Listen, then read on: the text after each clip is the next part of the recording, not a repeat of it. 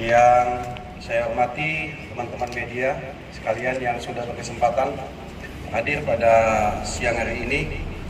Terima kasih atas kesediaannya. Jadi pada kesempatan yang baik ini kami dari Polres Aceh Timur akan mencoba menampilkan ataupun merilis hasil pengungkapan yang sudah dilakukan oleh para penyidik Sat Narkoba Polres Aceh Timur dalam kurun waktu 1 bulan.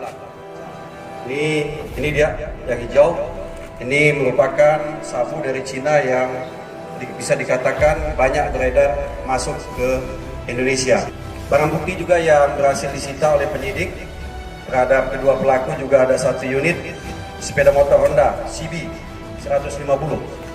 Kemudian ada 1 handphone merek Samsung Duos warna putih. Jenis sabu-sabu sebanyak 1 kg. Yang ini dia barang buktinya.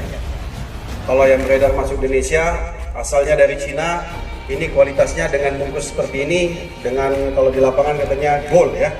Gold ini demikian sekelumit yang dapat saya sampaikan dalam rilis